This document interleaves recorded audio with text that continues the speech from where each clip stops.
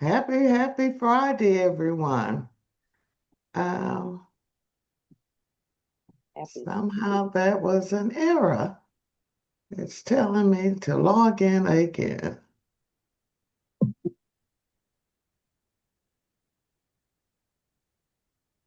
All right, continue.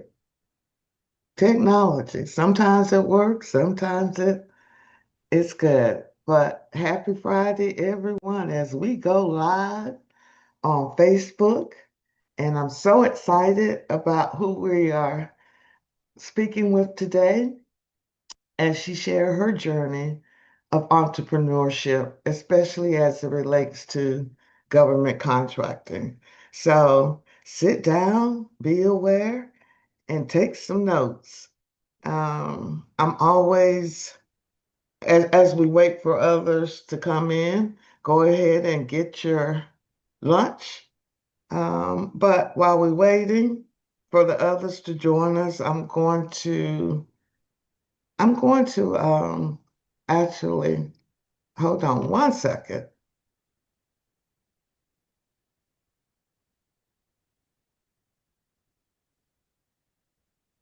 I'm going to share this with other groups. And I'm going to start off with our new anthem under the GPI community. I told you technology is getting ready to make me dangerous here. Um, I wish I had all this technology when I was back in the day and put share sound. I just love it. Even though I'm a baby boomer, y'all not gonna leave me behind with that technology. So while we're waiting for others, I'm going to go ahead and play our new anthem. We were built for Yeah, this. it's bigger than contracts. Can you all hear this? It's bigger than business. Yes, ma'am. It's legacy. Hold on. Government procurement innovators. GPI, where each one teach one. Where ownership changes bloodlines. Where generational wealth begins. Yo, government procurement innovators, that's the team. Turning visions into contracts, making $1 million dreams. We came too far just to stop now. Building wealth for our families, we breaking every lockdown. Every lesson, every class, every strategy we teach. Opening doors they once said we would never ever reach. Federal opportunities, now we claiming every lane. From surviving to ownership, now we changing the game. We remember where we started, we remember all the pain. Now our purpose moving mountains, now our voices breaking chains. No excuses, no retreat, we were built to rise above. Creating futures for our children through discipline and love. We stand tall on the shoulders of the ones before. The sacrifices opened every single door, and we refuse to let the legacy fade away. We're building something greater every single day. We're built for this. They never quit, never fall, never fold, never fold. Turning contracts into freedom, turning dreams into gold. We were built for this. Built for this. Every struggle made us strong. Made us strong. Made us strong. For the future of our people. Oh, we keep pushing on. GPI, yeah, GPI. We changing family trees. You hear me? Changing family trees. All right. Creating CEO. Creating legacy. Late nights, hard talks, pencil marks on the plan. Every one of us a builder, every woman, every man. We learn the language of the rooms where decisions get made. Now we walking with our folders and we don't need to trade. We bring receipts, bring vision, bring a whole new kind of light. Not just chasing a seat, we own the table when we write. From the classroom to the boardroom, watch our people rise. Got our mothers in the mission, got our babies in our eyes. If they counted us out, then they counted wrong. We turn pressure into purpose, now the whole team's strong. This ain't luck, this ain't chance, this is working great. A blueprint for the next one with our names in place. We stand tall on the shoulders of the ones before. The sacrifices opened every single door, and we refuse to let the legacy fade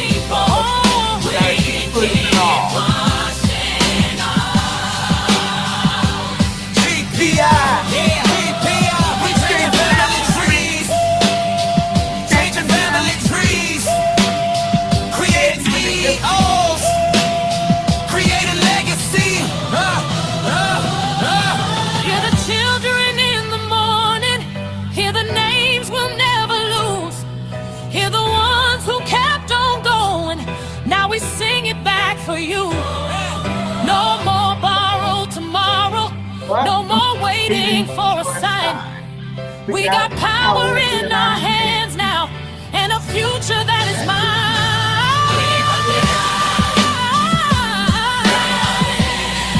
Built for this. Never quit. What? Turning contracts into freedom. Turning dreams into gold. We were built for this. Built for this. Every struggle made us strong. Made us strong. For the future of our people. We keep pushing on. GPI, yeah. GPI. We changing family trees. Changing family trees. Creating CEOs. Creating legacy. We were there. All right, y'all. That's a little Friday inspiration. GPI's new national anthem. I got a lot of talents. What y'all think about our new anthem? Love it. Yeah, I was Love it? jamming. I was Huh? jamming. That was what? I said I was jamming. It was good. Okay. All right. We were built for this. We not playing no more. It's time for us to get in the game, take it. And despite what has been done to us at this time, we know we were built for this. You can't take it away. But before we get into our master class today, because I'm very excited about you all hearing her journey. And as you all know, our creed is each one teach one. And part of your pledge in becoming part of the community is that when you start winning your millions, you got to come back and share. We no longer can keep the knowledge, the process all to ourselves. You all know I'm always talking about collaboration. Put your information in the chat. Make sure we get to know who's in the house. Tomorrow, for those who have not participated in our program, I'm having an information session because I'm kicking off the cohort, the June cohort at the end of the month. Tonight, we're having happy hour. For those of you that are part of our school.com community, I'll be reviewing the budget, the upcoming budget for FY27 and going through a couple of exercises because right now we're in the fourth quarter and I need you all to get off your seats and start submitting for bids. This is the winning Christmas season. The next two Fridays, I'm having two more master classes. Next week will be from Cassandra, the owner of Cassandra Rose, the owner of Gumbo Gourmet, and how she's going to share how she's doubled or quadrupled her revenue since taking the class in the catering business. And more importantly, I want everyone to get involved in this last class because Joanne Braxton, she is one of the ones who actually orchestrated and was part of the architect of the mentor protege program. As you know, our program is designed for you to leverage up with a mentor, which is again going to put your business on steroids. I promise you. So make sure that you save these two dates. And today we're going to be talking to Miss Davis. She is the owner of the plumbing shop, doing business as quality management, quality assurance management group. Quick Action Management Group and Quick Action Plumbers, two different divisions. It's what? Two different divisions, Quick Action Plumbers and Quick Action Management Group. Oh, all right. I love it. I love it. So, I always like to open up on who you are, where you from.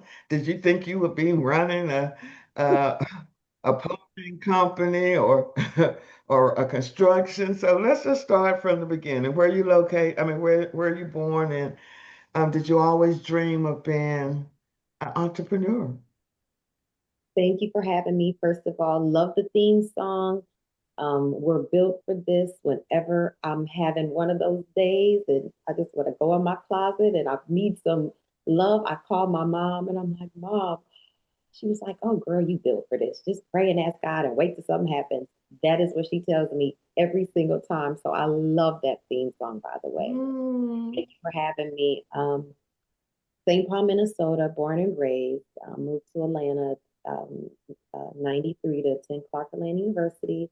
My degree was actually in psychology. I thought I was going to save the world. Mental health is near and dear to my heart. Um, so that was the track that I was on. And I started teaching special ed because that was in that field, and then got into real estate. Um, and funny enough, once I married a plumber, um, and it kind of went from there. I learned the business, had no idea about plumbing. However, as a real estate agent, I needed everything. I had contractors do everything: plumbing, HVAC, electrical, the whole gamut. But once I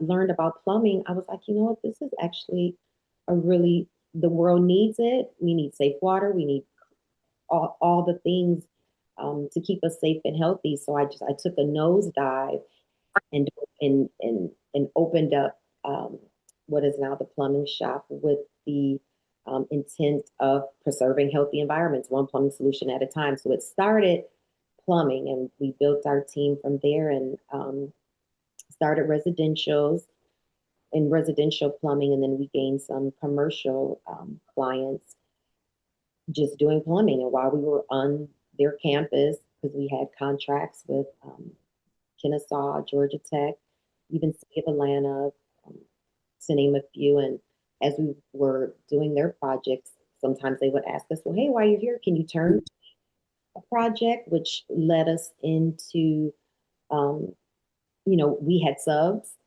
We had friends because we were also a sub, a plumber to some sub, to prime. So now we needed the prime, all of our primes to do some work for us: sheetrock, drywall, carpet, electrical, HVAC. So we had a team. It's all about relationships. So once we were asked in turn to do turnkey projects, we had already had our team in place because we were already working with these folks on various jobs. And it just kind of grew into our division that we're speaking of today, which is Quick Action Management Group, which was born in 2009 because we went from plumbing to doing smaller turnkey projects, and then they just kind of grew and grew. 2019, no, it was actually 2016, So let's back up. So when did you start the plumbing shop? What year? 2009. 2009. You created the plumbing shop, and it was strictly around residential, or did you start out in commercial Started contracts? started off residential, just a good old residential, and it just grew.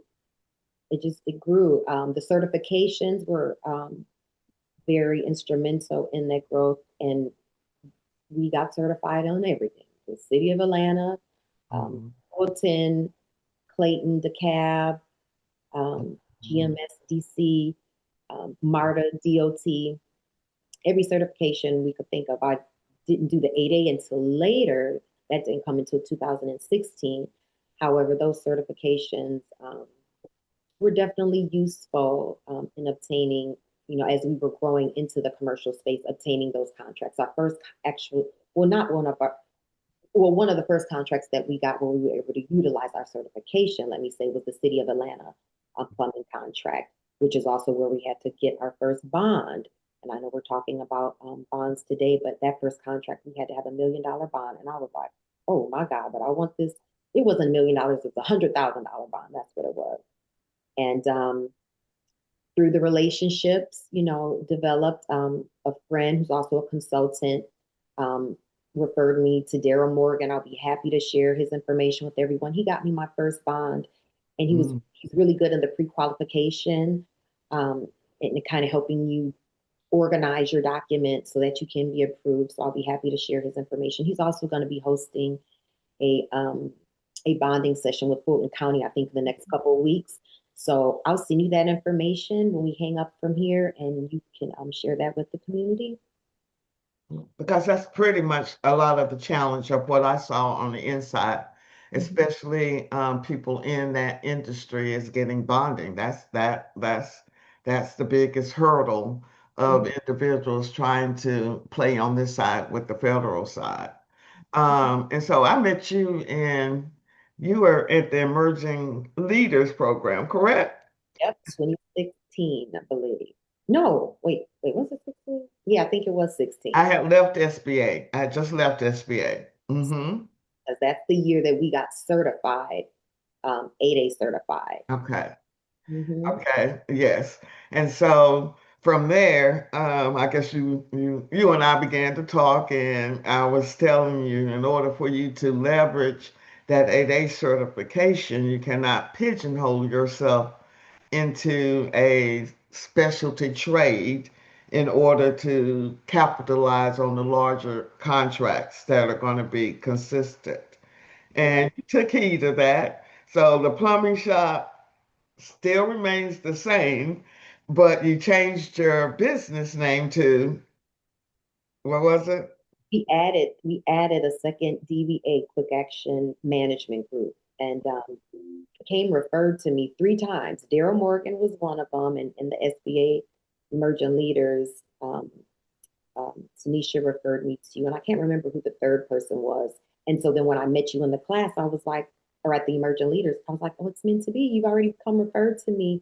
So you sharing that the name with me with Pigeonhole Me was just eye opening. And remember, it took me almost a year just to wrap my head around that concept. Like, but we're a plumbing company. This is what we focus in. You were like, but think of all the other things you do. You're doing the sheetrock, you have relationships, you're doing all these things. But it literally took me almost a year. I wasted time because I couldn't even wrap my head around the concept. And you said you have to imagine yourself as um, the coach of a basketball team, is what you said. And you hire the best players.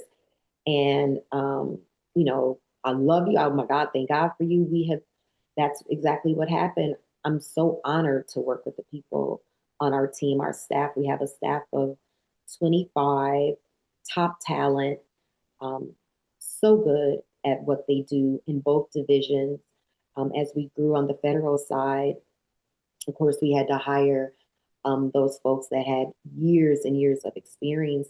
A lot of them had relationships that they brought with them, and one contract just led to another. Another thing you taught me to do was work joint ventures. Just be strategic. You helped me come up with a strategic growth plan, and we worked it literally to the T. So our first contract actually came out of a joint venture in 2019. So I was certified in 16, but I'm spinning my wheels and busy trying to manage my business, working in the business, growing it, and I didn't have a chance really to focus on growing the 8A side. I'd done some sources salts and had done some work, but nothing landed. But the joint venture really catapulted us into a beautiful situation, and we learned a lot. We learned what And to the do. joint venture was specifically for what? What was the joint venture created for? Well, for the for the construction space, we Mm. are facility support, facility management, and then we kind of um, grew our NAIDS code. I mean, and we were doing a lot of the work locally, just not on the federal level. So our first contract, I think it was like a HVAC replacement, but a big one. Um, I think there was maybe 1.17, something like that. That was the first contract. And it just grew. It just grew from there, those relationships, because once you're on base, and they see you and you do good work and your name travels and they talk. Boy, do they talk on base. So, making sure that you and your staff, those who are representing you well, is instrumental, because if you're good, they're going to call you back for sure.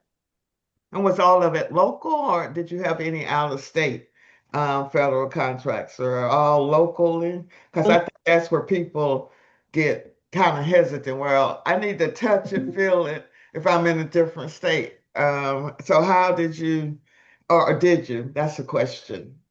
Yeah, funny enough, well, that first one was here down in Brunswick, Georgia, and kind of southern Georgia. And then once we did a few contracts together, and then as we um, grew and went on our own, our first sole source, just as a prime ourselves, not with the J Venture, was in Florida. Mm, We developed those relationships there. So now we do work in Florida, South Carolina, North Carolina, and Georgia. mm, mm, mm, mm.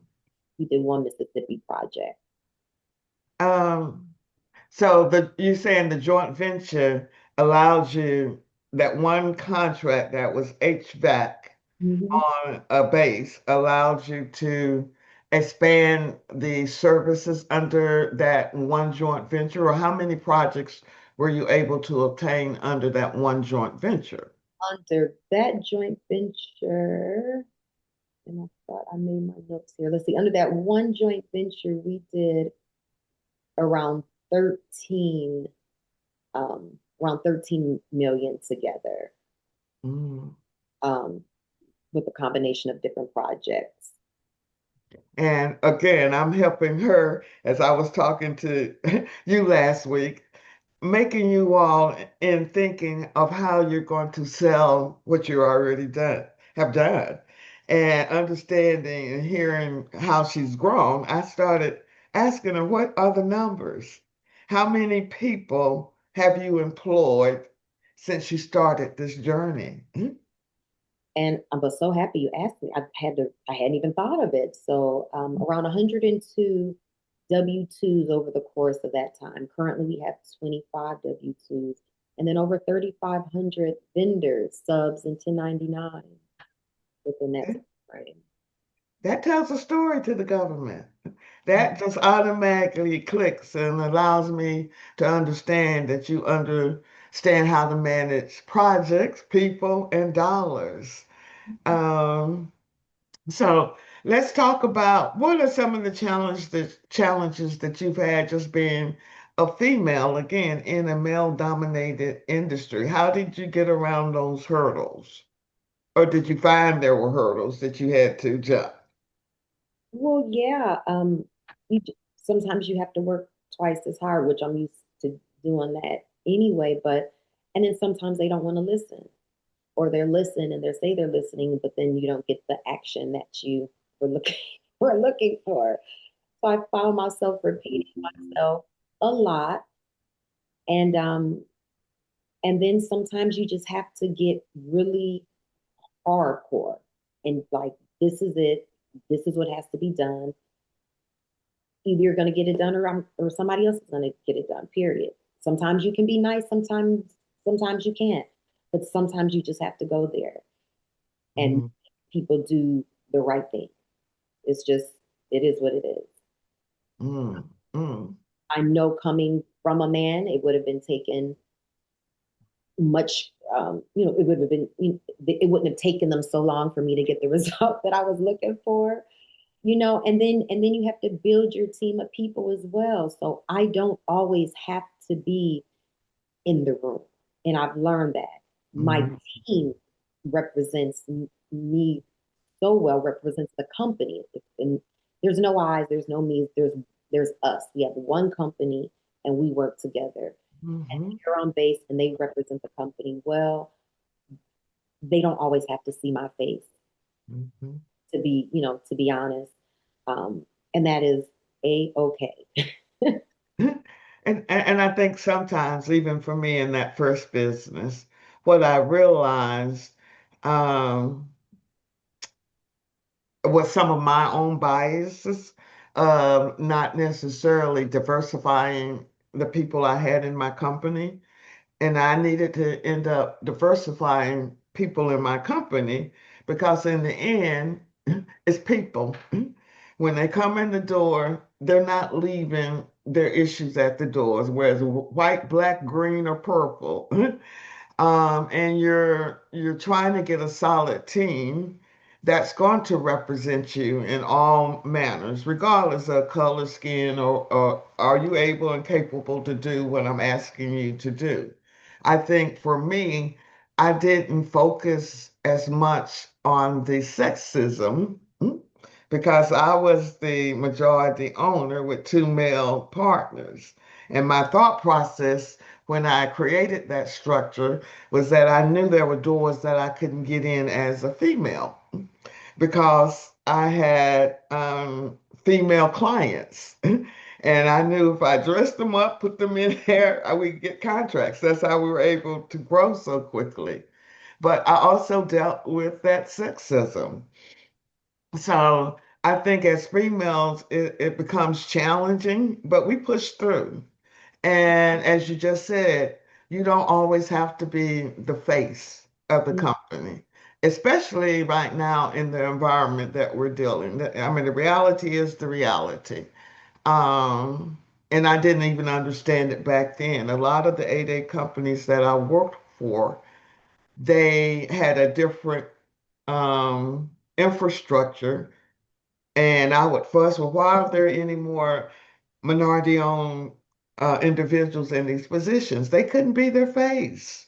They had the relationships. And sometimes we have to pay the game to get what we need in the end. So I'm just so proud of all that you've been able to accomplish. You're one of those unsung heroes that nobody would ever know that you're back there killing it. So, Speaking of those discriminations, case in point, because we had to do for 8A, you know how we had to write our what classified us as a disadvantage, what experience we actually had. mm-hmm, Point. And it wasn't until I took the SBA Emerging Leaders course that I realized I needed a line of credit. I didn't even know we needed a line of credit, especially if we were going to start going after larger jobs, attaining bonding. And I had been with the same bank forever, did not have a problem.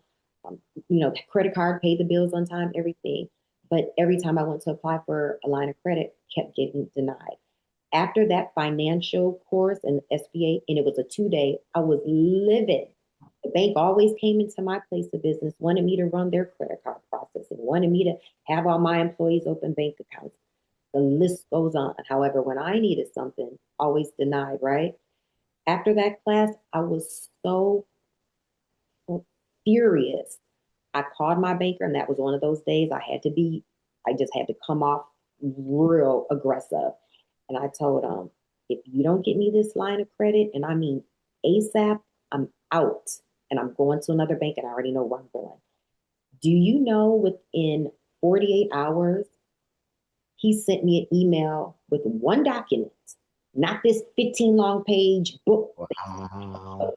One document. It's like, okay, just sign this because and money is flowing through the account, millions of dollars. I'm gonna take my money and I'm out of here.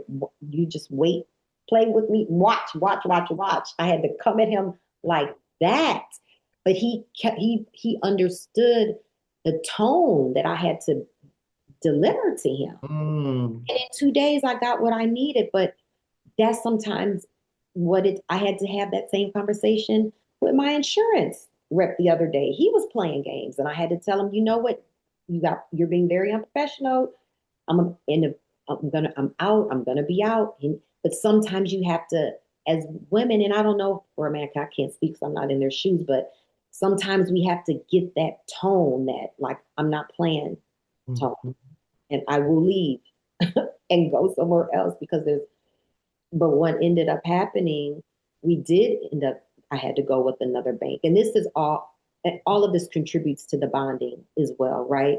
Because when you're bonding, the bonding agents, especially if you had to start through the SBA like I did, a small company, they like to see you have lines of credit, right? So where I had to fight to get, and all they gave me, well, not all, because I was so grateful for that $100,000 line of credit, Lord knows, and that allowed me to get the first bond that we had, the $100,000 line. But because he pissed me off so bad, and I was even going to buy a warehouse, and they were trying to take me through SBA.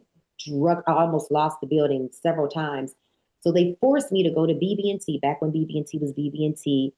And um, I sent them all my stuff. They were like, oh, we can close you within 7 days. So not only did they close my building that PNC was going to make me lose because they made me miss 3 closing dates, they in turn also gave me a $250,000 line of credit. So that taught me I'm a loyal person. Mm-hmm. But what it taught me in this business, you have to have options. Whereas I thought I wanted to be loyal to PNC, they did not treat my account in the urgency in which I needed them to treat it in. So I still have PNC. I still keep it. I still have credit cards there. However, now I also have an account over here. So I have 2 sets of relationships. So I learned have options, right?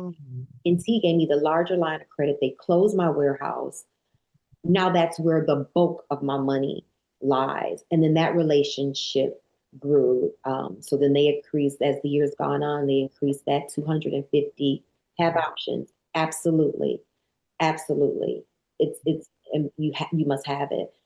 So then they grew that 250 up to 500. I mean, I would love to get more, but it's baby steps. As you grow, it grows. But even in the bonding capacity, and this just happened last year because last year we experienced a nice growth last year because all the contracts just kind of started hitting at the same time. Well, we were at capacity with my current bonding company, right? And they were taking us through SBA. And I had a huge opportunity at a base, like a $2 million project. And I had already been awarded it. Now I just need the bond. And they're telling me, no, you're at your capacity. We can't give you another bond. And I'm just like, Lord, I need this contract, my name. They've given it to me. I cannot. And I got on the phone, started making phone calls, called my attorney. He referred me to another bonding agency, and it's all about relationships. I tell you, he turned me on to his bonding guy, and because of how I was introduced, he knew it was a solid introduction. They still did, I still had to submit the same documents, but they pushed that bond through. Whereas over here, they're still asking me for paperwork. I'm like, it's already done. I already got the bond. I told you I didn't have the time to. So now I have those 2 relationships, and I leverage both of them. So it's all about. And I used to feel so bad, like, oh, I'm cheating on my bonding agent, but oh, I'm cheating on my banker. No, they know about each other. At the end of the day, we're here to serve our client, right? So we have to do whatever it takes, leverage whatever relationship that needs to be leveraged in order to deliver a timely, quality product. So relationships, options. You're absolutely right, because I just experienced that in purchasing a car. And I had 2 dealers fighting over me. I've never been in that position. I was stressed out because I knew where, but you're absolutely right. Let's back up. You bought a building somewhere along the line. When did you buy or purchase a building? And did you go through SBA to purchase that building? How did that process work? So it is a warehouse, a 15,000 square foot warehouse that was purchased December 2018. At that time, PNC was my bank. I ran the application through them. They approved it through the SBA program. Mhm. 3 closing dates come and gone because they're steadily asking me for documents that I know I had already submitted. They're just handling me very unprofessionally. PNC and that vehicle, that program that they wanted me um, to go through. The 504 loan program. I think you're Yeah, correct. yeah. Mm-hmm. That Mm-hmm. so after the third and I'm negotiating my own deal because again, I was a realtor, so I didn't have a realtor. I am the middleman, so I'm telling them just I'm about to switch banks. Please just bear with me. I promise you, this time it will happen. So I didn't get the SBA because they drug me through the codes and their interest rate. Um, Right. and I love the SBA. I do. Mhm. However, again, that's when it comes down to options. I didn't even know I could get a regular loan to purchase the building. But when I spoke to the banker at BB&T and I sent them all my documents, they were like, "Oh, well, I don't need, why are they even taking you through SBA? Your credit's good, you have a Mhm. couple dollars. We can take you conventional because you can put money down, Mm. interest way down, have to Wow. pay all those fees." So I saved thousands of dollars and made my closing date finally, moving over to BB&T. So Okay. So again, options. PNC was your first boo, huh? They were my first one, and I still have an account there. I Hmm. still have that account there. Still hold credit cards there, um, because I always want, again, options. I'll probably always keep that account. And Hmm. right now, I'm actually in communication with. So, and what I had to do in leveraging because we grew so fast, um, that $500,000 line of credit Hmm. that we now have, I knew I was going to need more to Mm. close all these projects that were coming in. And when I tell you, I went to PNC, I went to Truist, I went to every bank you could think of, Chase, Carver, every bank trying to get secure additional funds, um, to fund these upcoming projects. And no was the answer because I know my books were a little tight, at that moment because we were shelling out a lot, um, bonding. When you're doing these contracts, you do have to pay for your bond up front. Your bonding company will give you a month, 2 months to pay it, but at some point, you're still going to have to shell that money out. And Mm. we know in the federal government, you may get awarded a project today. Guess what? You may not start until 3, 4, 5 months down Mm. the line. Sometimes sooner, sometimes later. It just depends. However, I found myself holding all these awards and I had to shell out all these bonding money and I'm still having to pay my staff. However, the projects had not started yet. So I needed more capital. Mm. Building, lo and behold, we leveraged the equity in that building, right? So back when we were able to get the SBA EDIL loan, I took advantage of that and just paid the building off, that and another large piece of equipment, just put it all in that, that 500,000 because it's a low interest rate, like 3.5, 3 point something interest rate. But the building was free and clear and it has grown now. It has a lot of equity in it. Mm. And so I was able to pull the funds out of that building through now no bank would deal with me at this time, not even my two main banks. Mm. Wow. So I had to circle back to that relationship of my old BB&T banker who left BB&T and started her own financial business, but she has relationships with a ton of other people. So she paired me with a lending source that specializes in mortgage banking because it is, it's a piece of property. So mortgage banking. So they took a bet on me and I was able to pull the funds, and you like us to speak frank in numbers, we were able to pull $850,000 out of that building. So I could have that in addition to the 500 to just to have money to function, to pay people, pay subs until Mhm. everything, the project started rolling in and the billing and the invoicing and all that was able to catch up. So that was a third option. You just but I threw my hat into every bank. I had so many conversations. Last year was a growth was a growth spurt. But again, A good, it was a good one. It's a good one though. And for your industry was sort of like mine in the sense of trying to manage the cash flow. I think that's always the biggest challenge that I saw, at least in event planning. And I see that in construction, in certain industries, transportation, because you're having to put up so much money up front before you get reimbursed.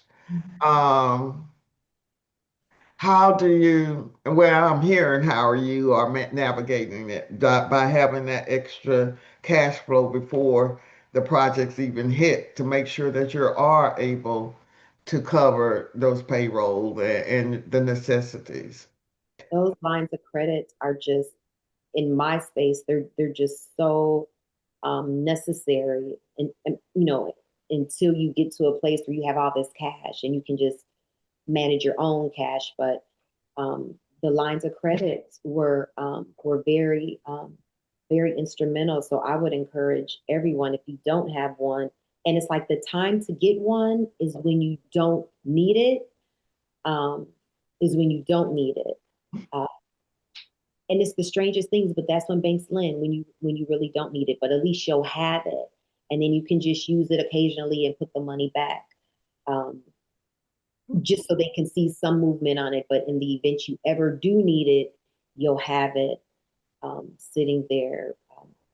Keeping your books um, is, key. Having an amazing accountant. I love my accountant, and he's familiar with the construction in the federal space, so he knows how things need to look on my financial statements or the Mm. bonding companies. Right now, we get reviewed financial statements at some point. I just brought on a fractional CFO this year because of the growth spurt. Last year, we did 8.8, which was the most we done. And I'm like, okay, and I manage all the funds. I do my own reconciliations. Right now, I pay all my own subs. I am old school, but I am learning. I'm growing out of that. Okay. Um, so I brought the fractional CFO on to help me um, um, just manage, just get a little more organization in the Mhm. way that I'm doing things. So when the banks and things and Growing from a small business to an enterprise, that's a big leap, yeah, especially when you're so used to having the hands-on approach. So, what would you say 90% of your day is spent on a day-to-day basis? ooh, financing and marketing. Those two, financing, the financial piece of it and marketing, because again, um I still have to know where we are in all the projects, what vendors have to be paid, how much money do we have in the bank. If the bonding asks, I need to have this much. Um, I just need to make sure that the money is always at a certain level. So at any time when I submit my request for a bond, I can get that bond. So I spend a lot of time just managing the funds, managing the subs, and managing marketing. Right now, that's where I spend um, the bulk of my time. Mm. And uh, how do you balance between family and work? It looked, oh, is that the baby boy that was waving in the background? She, That yep. was your daughter. So how do you balance between managing all of this? Because when I look at employees, they almost like children too. Uh, family, and then you, and keeping you first and foremost. Because if you're not first and foremost, everybody else falls. So It's a what do you do?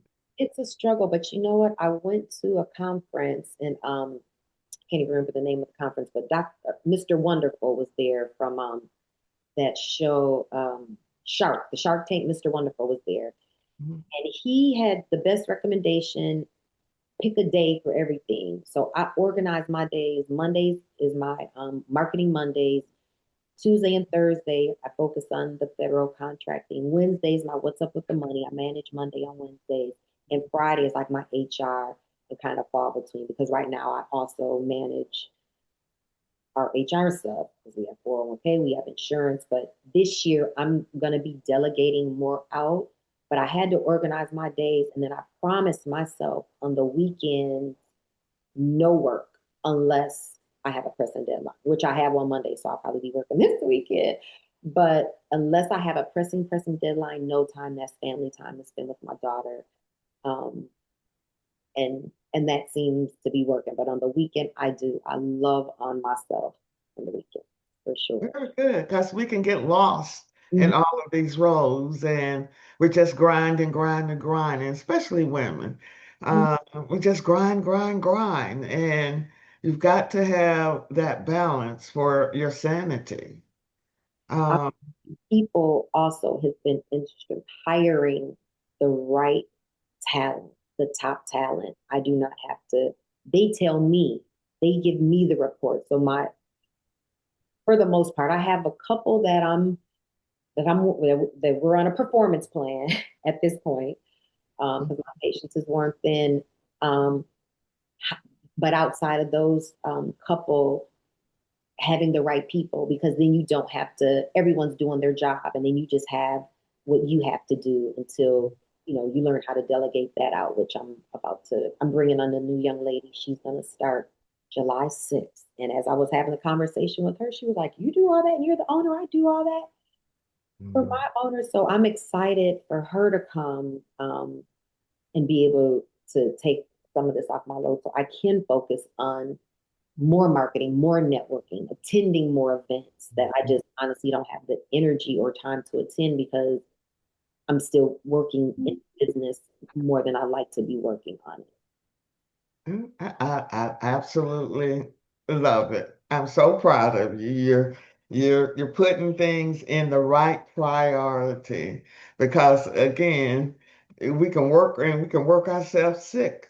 And if you're not taking care of yourself, it's not going to mean anything, no matter how much money you're making. Right. Um, so understanding that from coming from here to there, it shifts your status. And for me, in that first business, um, you went to, your regular friends now. I don't necessarily are able to, they can't necessarily relate to my role as the CEO with 40 employees. You really don't have anybody to talk to. You add a different level. Everybody, again, especially with our community, a lot of times, everybody's pulling for you because you made it. Can you send me some money? Can you hire me? Can you do?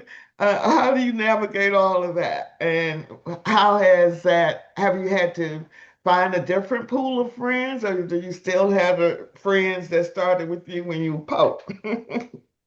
It is such a it is a balance in that, and it's time, right? Because you're pulled in so many directions. So I love my friends because they know me, they know my heart, they know we're not going to talk every day.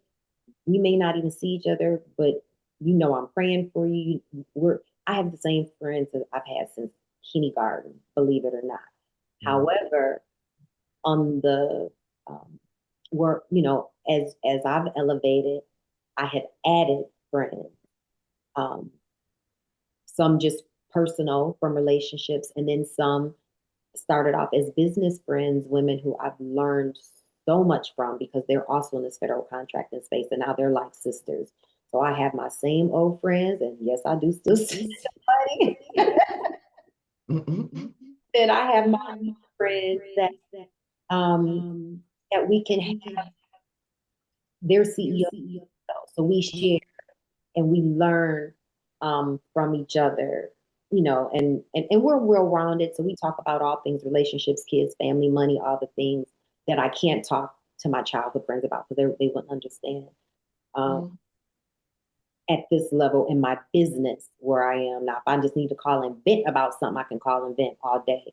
But when I need direction and and solid advice from um, women business owners, that I know is going to push me forward, I have those phone numbers, those friends that I can call as well. Very good because when that first business with me and I was going down and going through all the lawsuits and people before I even fired that partner was like, why don't you just fire them? And it was like, okay, that would be nice, but I got 40 people, and I knew if I fired him, there was going to be a domino effect that I had the responsibility of these 40 families. And that's what people don't talk about. That's a lot of pressure. Everybody wants to get to the mountaintop, but when you having to meet payroll and Lord, okay, is it coming? That's stressful. It's scary. It can be scary. It absolutely can be. Um, I lost many a sleepless night with that on my mind. My faith has grown tremendously. hmm, that part.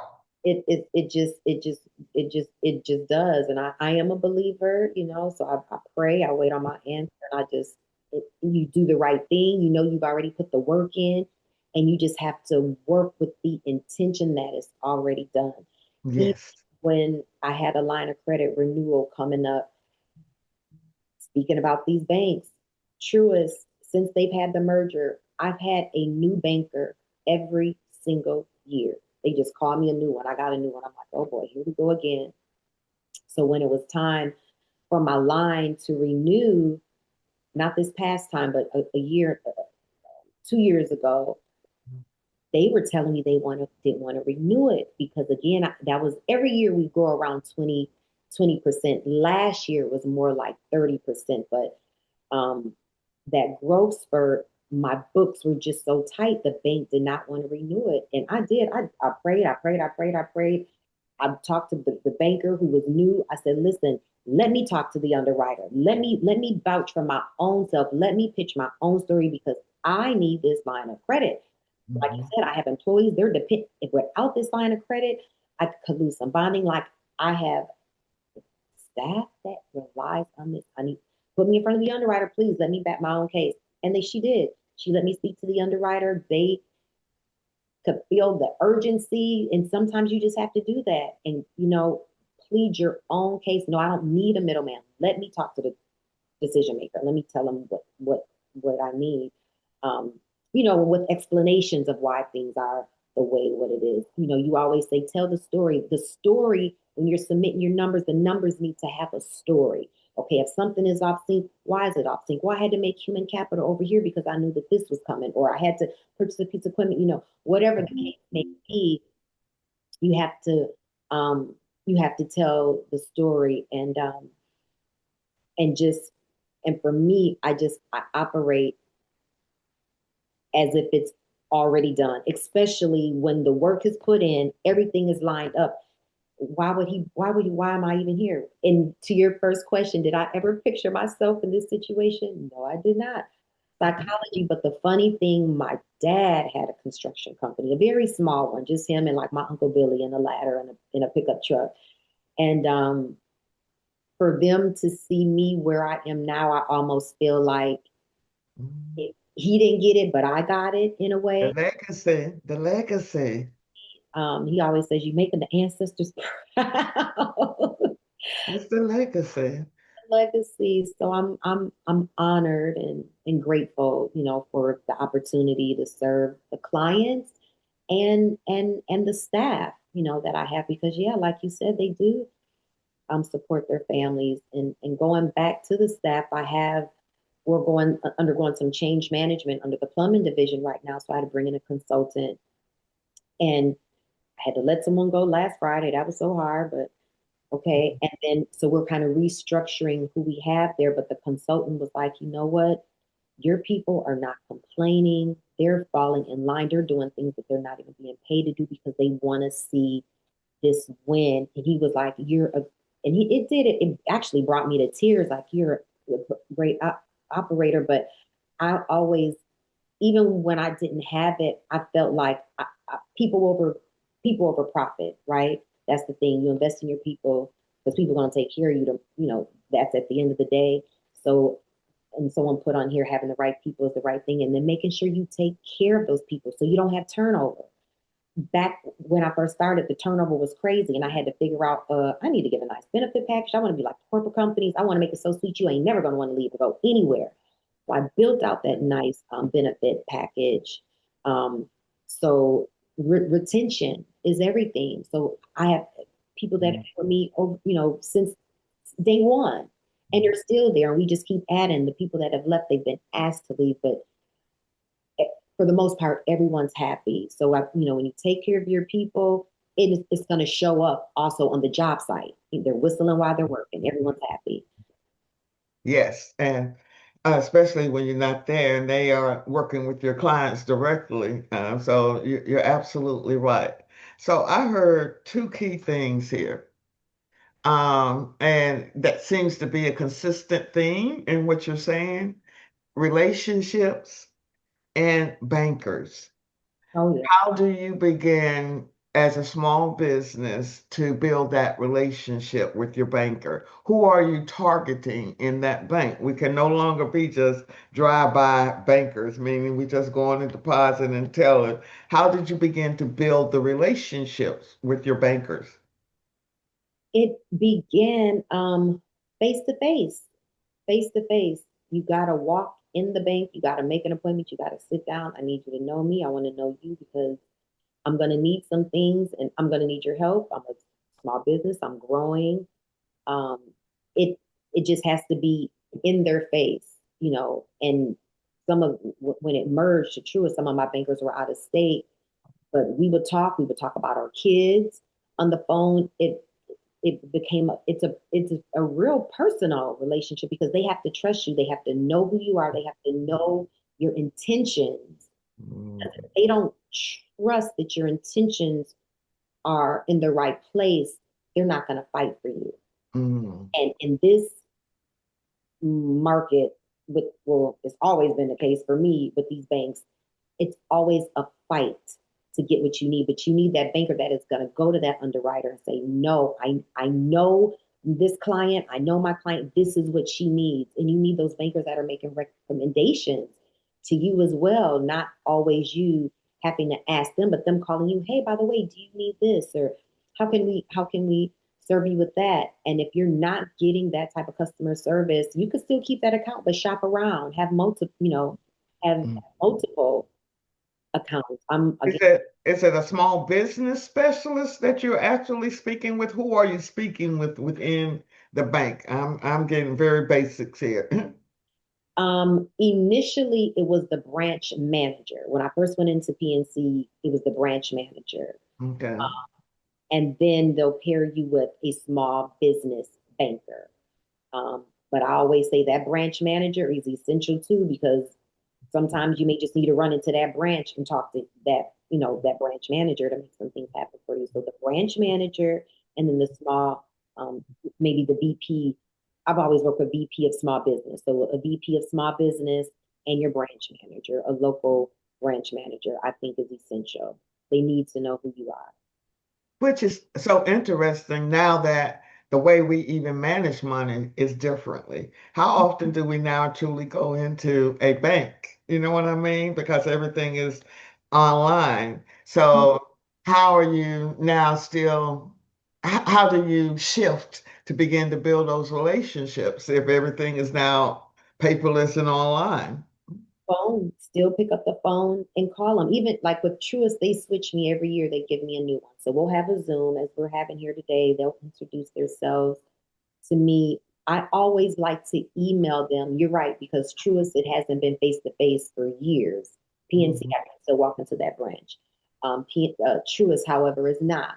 It is virtual, it is phone, it is email. So when I get a new banker, I always like to send them every I send them my capability statement. I go ahead and send them my financials. I send them if I have any write ups or any accolades at the moment to let them know who I am, my character as a person. Let's Mm, establish that off top. And mm, then I let them know, you know, my business is growing. You're going to be hearing a lot from me because I'm constantly needing stuff.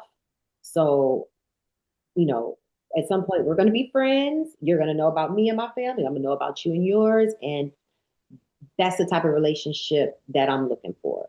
Mm. Um, and if they're not able to provide that, move around and find another banker who is able to provide that level of customer service. Because at the end of the day, what I'm finding out, money is still green, and they still want our green money in their bank. So work for it. Act like you want me there. Mm. Work Mm. for my business. I love it. I love it because we can go and find us another booth we need now. And, That part. and We have about 4 minutes left, and this has gone by. This has been excellent. What do you all think? You all learning? I'm going to open it up for some questions with anyone. If you all have any questions you want to ask Miss Davis.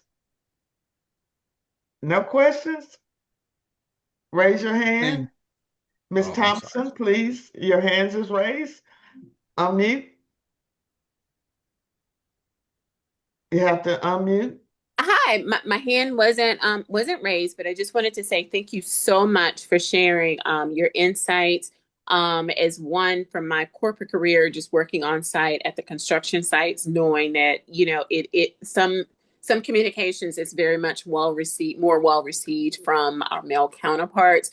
So thank you for your transparency there and sharing you know, more specifically how you were able to leverage the capital and get your bonds and so forth. So thanks for your time. absolutely. Fighter, fighter. Miss Moore's hand is raised. Camille? Ma'am, good afternoon. Thank you first, Miss Paula, for putting this on, and thank you to the speaker. I don't think her name is Dave Chambers. I did not catch the name at the beginning. I do apologize for that. Peridot Davis. So I apologize. Davis, yes, thank you so much. Your information was wonderful. I did enjoy take note of the SBA Emerging Leaders Program. Do they still do that? I don't think they have. They've cut out a lot of resources. Okay. And if you all that this is where we go back to our congressional representatives. You've got to become engaged with them because right now, even from the women's program, they're cutting the women's business centers, and they have a bill and they have something on the table as part of a bill to get rid of the women's program. We can no longer be silent with this madness. So leverage our voice through not harassing, contacting your congressional representative. Let your voice be heard because when you contact them, that becomes a paper trail. They're keeping records of who's contacting and who's complaining. Now you're providing them with the leverage to go and fight on your behalf. But with that, Yeah. go ahead. Morehouse Innovation, the Morehouse Entrepreneurship Innovation Program or something like that. They do something similar. And I went through that program as well. But look into that and see maybe what they're offering that it may be beneficial to you as well, the Morehouse Innovation Program. Thank you so Because I think when you look at the Emerging Leaders Program and those programs, even the Goldman Sachs, would you say is all more structured around corporations? And you still need that side and understanding the financials and how you're growing your business.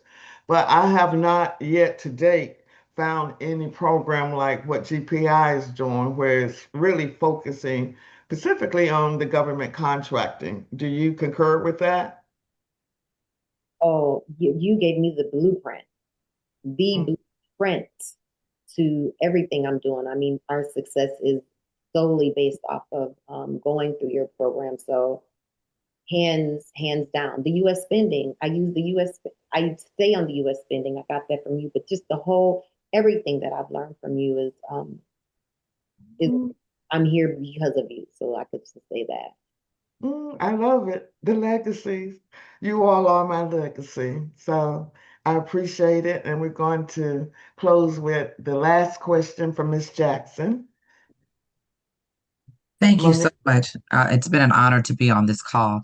I have a two-part question. So for you, Miss Watts, you might need to go ahead and get that program back started for those of us who missed the opportunity. It's It's not too still late for here. you It's to bring never that back. gone. It's here. Oh, It's here. okay, well, It's on great. my I'd love to. website.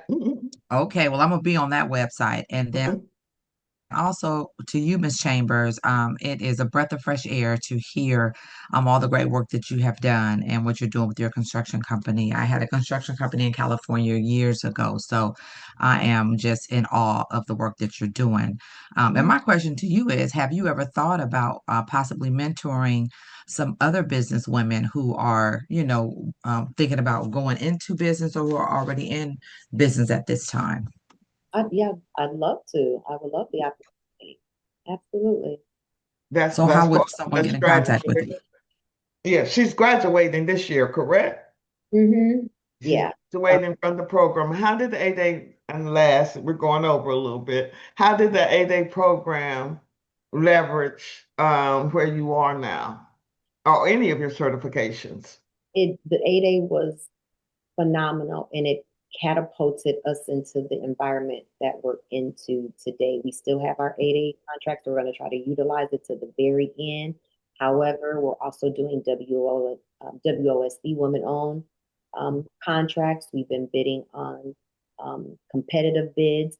And then it put us in a whole nother pool. We also went after the Sourcewell contract, which is another vehicle similar to the 8A that the federal government drops funds into that vehicle for construction projects as well. So because of our 8A experience, it put us kind of to the front of a line out of a lot of other contractors on the Sourcewell contract because they, the Sourcewell, they get a lot of construction contracts, but the ones that they get on base, every contractor is not used to working on base. So because we had that base working experience, they just threw all kinds of work our way because working on the base is different than working at a local municipality or a public Fortune 500 company or something like that. The badging, the security, it's just another beast in and of itself.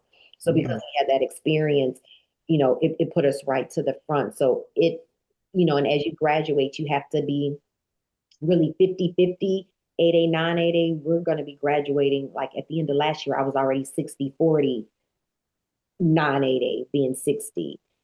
This year it's just going to continue to grow. So it did exactly what it was intended to do. So I'm so grateful to the 8A program. And do you have state contracts as well?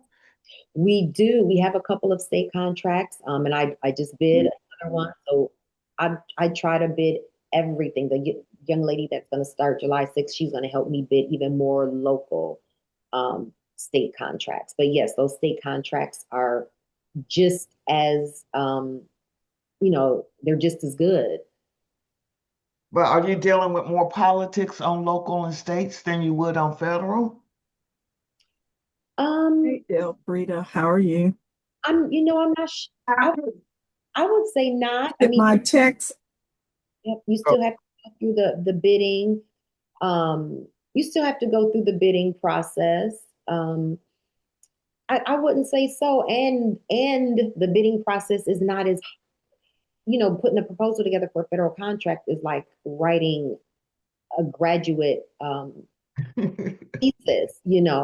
But when you're going after local, they're not as strenuous. So I like local contracts. We've had some with the schools, we've had some with different cities, different colleges, different municipalities. So I enjoy the local contracts. My goal is always to have at least 10 on hand. So I'm shy on that at the moment, but that's always a goal. So I'm always chasing, you always put a goal in front of you. I just keep chasing my own goals over and over again, but having 10 local, local municipal, whether it's college, schools, any kind of contract is a win. And 10 of them, I read that somewhere. If you can have 10 of them, that's a great portfolio. So are you primarily all prime or are you still subcontracting? So is there a balance or what role are you playing now predominantly right now? Yeah, it definitely is a marathon. Right now, we're probably 85% prime. However, we are have done our first sub on a one of the 8A, the ones that never expire. Um, with them, Cherokee Nation, I believe is the name. Yeah. Mm-hmm. That relationship just continues to develop because that is we would love to be a sub for anything that they're doing, and we have actually we're in conversations with another prime that has some work on base, and we're in communications with them about being a sub as well. So all opportunities are sought and welcome. I love it. I love it. I love it. So, with that being said, look, we have gone over. You got had me go over, but it was so rich in the information, and I do appreciate you coming back, sharing, pouring into all of us and those who are trying to come along your pathway, and knowing the real. It's real. All right. So. I'll share my information and I'll send Daryl Morgan, the bonding guy. I'll send you his information as well so you can share it with the group. And what's your words, your closing line? You're What, built. what would be your closing word of wisdom? You're built for this. Whenever you think it's too much, just that's what I do. Just remember you're built for it. Keep good people around you, people you can learn from, relationships, options, options. Options and options. And if you haven't gone through GPI's training program, that should be your first priority. That's going to give you the basis, to at least be able to leverage what you already have. So thank you all. I appreciate you all. Happy Friday. Thank you again, Peridot, for coming back and sharing. We appreciate you. Thank you so And much. keep kicking those doors down, left and right. All right. Have a good one. All you guys have a great day. Bye bye.